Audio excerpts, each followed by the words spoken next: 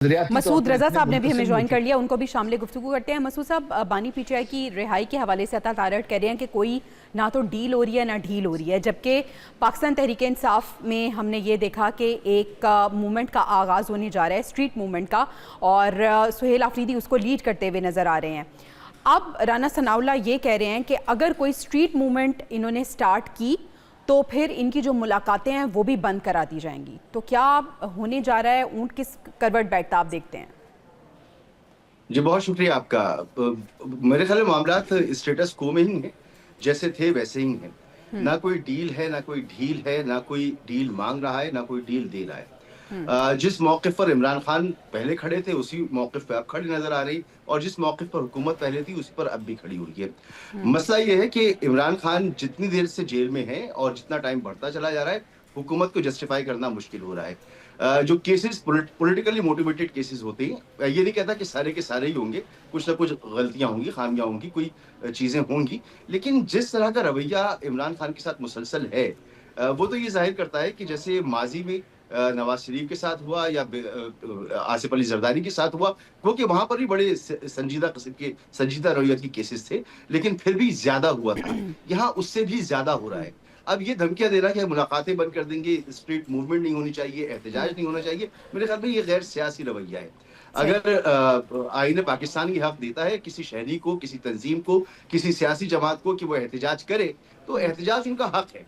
आपने कहा जी फिर ये 9 मई करते हैं, ये जलाओ गिराओ करते हैं। भाई एक बार हुआ, उसके ऊपर उनका भी एक मौक़िफ़ है कि आप एक जुडिशियल कमीशन बना दी, सीसीटीवी फुटेज वो मांगते हैं वो आप दे दीजिए। ना सीसीटीवी फुटेज मिलती है, ना आप कमीशन बनाते हैं। फिर आप एक ये बात कहते हैं कि जी वो जब बाहर निकलेंगे वो तोड़ फोड़ करेंगे। हालांकि देखिए वो सुहेल आफरीदी साहब यहाँ पर भी इन्होंने बड़ी पब्लिक जमा की, कुछ ऐसा नहीं हुआ। इसके बाद भी कई मरतबा इन्होंने पब्लिक गैदरिंग्स की हैं, इस तरह की सूरत हाल नहीं हुई है। लेकिन एक चीज को बना लेना कि आप जब भी ये निकलेंगे ऐसा ही होगा, तो जब कोई जो मसूद साहब, रिहाई फोर्स एक कायम होने जा रही है, ईद के बाद बाकायदा तौर पर हलफ भी लिया जाएगा बानी पीटीआई की रिहाई के लिए, क्या ये कामयाब होगी?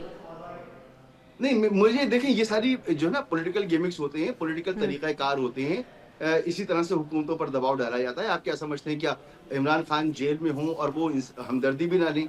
क्या नवाज शरीफ साहब जेल में थे तो उन्होंने हमदर्दियां नहीं ली थी? इस वक्त वाशिंगटन में गजा अमन बोर्ड का पहला इजलास और इससे पहले फोटो सेशन चल रहा है। डोनाल्ड ट्रंप मौजूद हैं, इसके साथ साथ वज़ीर आज़म शहबाज शरीफ मौजूद हैं, दीगर ममालिक के सरबराहान भी मौजूद हैं। इन्हीं से मुतालिक हम बात कर लेते हैं। डॉक्टर शाज़िद चीमा साहब हमारे साथ मौजूद हैं। डॉक्टर चीमा, इस वक्त इजलास से पहले हम देख रहे हैं टीवी स्क्रीन पे, अब ब्रेक से पहले हमने ये ब्रेकिंग भी चलाई, बड़े खुशगवार मूड में फ़ोटो सेशन चल रहा है। लेकिन अगर हम अमन बोर्ड की बात करें तो इसको लेकर कुछ तहफ़्फ़ुज़ात भी हैं। ख़ासतौर पे अगर हम यूरोपीय ममालिक की बात करें तो उनके जो रिजर्वेशंस हैं जिसकी वजह से वो इसमें शामिल नहीं हुए, वो क्या हो सकते हैं, और क्या ये जो तहफ़्फ़ुज़ात हैं या इस हवाले से भी हैं कि ये फ्यूचर में जाके अक़वाम मुत्तहिदा को ओवरकम करता हुआ नज़र आ रहा है? देखिए, इन दोनों सवालों का बारी बारी जो है वो जवाब ये है कि एक ट्रंप की बनाई हुई ऑर्गेनाइजेशन कम एनजीओ एक इंटरनेशनल इदारे जैसे कि यूएनओ है, उसको रिप्लेस नहीं कर सकता, उसकी कैपेसिटी ही नहीं है, इतनी फंडिंग ही नहीं आ सकती। अभी तो वो बात कर रहे हैं कि पर पार्टी $1 बिलियन दें, लेकिन जब बहुत से मुल्कों ने इस बात से इनकार किया तो फिर उन्होंने वॉलंटरीली कहा है कि जी अब आप इसका हिस्सा बन जाएं। तो ये तो एक बहुत ही अजीब बात है कि ये दिनों में या सालों में एक बोर्ड ऑफ पीस एक ऑर्गेनाइजेशन की सूरत हाल भी अभी नहीं है। अगर वो एक ऐसा प्लेटफॉर्म है जो यूनाइटेड नेशन को रिप्लेस कर लेता है तो मुझे नहीं लगता कि ऐसा होगा।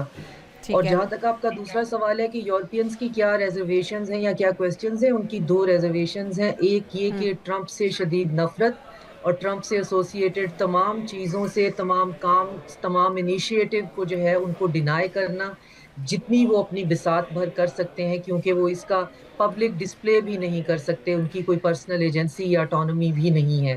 तो एक तो वजह ये हो सकती है, और दूसरी ये हो सकती है वहाँ पे भी जो ज़ायनिस्ट लॉबी है उसका बहुत ज़्यादा जो है दखल अंदाजी, और फिर उनकी तरफ से रोकना और उनकी तरफ से कहना कि आप ऐसे किसी चीज़ का आप हिस्सा नहीं बने جو کہ ہم آج یہاں پہ کیونکہ ہمارا مسئلہ یہ ہے جویریہ کہ ہم بہت پین یا درد کی فٹیگ میں ہیں، تو ہم بڑے آپٹیمسٹک ہونا نہیں چاہتے ہیں. ہم نے جو یہ جینوسائیڈ کی صورتحال میں دیکھ لیا ہے، ہم اب بہت امیدیں باندھنا نہیں چاہتے ہیں، ورنہ بہت ہسٹورک موومنٹ ہے.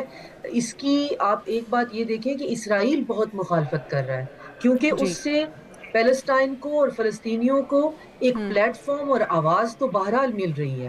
ایک پرابلم کے طور پہ تو وہ رجسٹر ہو رہے ہیں، چاہیے اس کا سب سے نچلا درجہ ہی کیوں نہ ہو اس وقت ان کی طرفداری کا، لیکن وہ ایک مسئلے کے طور پہ رجسٹر تو ہو رہے ہیں. اور اب وہاں پہ جو ملک ہیں ان میں خاص طور پہ جو ایک بہت امپورٹنٹ چیز ہے وہ یہ کہ یہ ملک جو ہے یہ انہوں نے ابراہیمک اکارڈ کا حصہ نہ بننے کا جو ہے وہ ڈیسیژن لیا ہوا ہے، جیسے کہ سعودی عربیہ ہے، جیسے کہ ترکیہ ہے. تو ان کو بڑی دیر سے آفر ہوئی ہے کہ آپ اس کا جو ہے وہ حصہ بنے. تو اس کا مطلب ہے کہ اب ہمارے سامنے جو حقیقت آئی ہے وہ یہ کہ جن ممالک نے خاص طور پہ گلف کے ممالک نے ابراہیمک اکارڈ کا حصہ جو بنے تھے وہ بہت زیادہ ٹلٹ ہے ان کی پالیسی ٹورڈ اسرائیل. تو یہاں پہ جتنے بھی ممالک ہیں وہ ڈفرینٹ بلاک کے ڈفرینٹ بریکٹ کے ہیں، جیسے کہ ترکیہ ہے، جیسے کہ سعودی عربیہ ہے، انڈونیشیا ہے، آذربائیجان ہے، ترکمانستان یا قزاقستان جو ہے اس کی آپ بات کر رہے تھے. تو یہ سارے کے سارے وہ ممالک ہیں جو کہ گلوبل ساؤتھ کے ان ملکوں میں شامل ہیں جو اسرائیل کی پالیسی کے ساتھ نہ تو چلنا چاہتے ہیں، نہ ہی اس کے ساتھ ہیں، نہ اس کا ساتھ دینے کے لیے کسی طرح سے بھی تیار ہیں. اور ان سب کی پاپولیشن انکلوڈنگ پاکستان، ان سب کی ڈومیسٹک پاپولیشن کسی صورت بھی ان سینٹیمنٹس کو گنجائش نہیں دے سکتی کہ جس کے اندر فلسطین کا کوئی جو دیر پا حل ہے وہ موجود نہ ہو. تو یہ بہت کمپلیکیٹڈ بہت لیئرڈ سچویشنز ہیں، لیکن ہم دیکھ رہے ہیں ہمارے لیے آج سب سے بڑی بات یہ ہے کہ ہم کہیں کونے میں فرنجز پہ پیریفری پہ نہیں بیٹھے ہوئے، ہم ایک بہت تاریخی اور ہسٹورک موومنٹ کا حصہ بنے ہوئے ہیں اور ہمارے بالکل پرائم صحیح. منسٹر وہاں پہ موجود ہیں. اور نہ صرف یہ کہ وہاں پہ موجود ہیں بلکہ ایک ایسی صورتحال جو ہے جس کے اندر سے امید کی جا سکتی ہے کہ کوئی بہتری نکل سکتی ہے. تو ایک بہت ہی ہسٹورک موومنٹ ہے جس میں ہم اس وقت وہاں پہ یہ جو ان کو ایکسپیکٹیشنز دیکھ کی رہے آپ نے ہیں. بات باقی کی ہم ڈاکٹر شیما صاحبہ،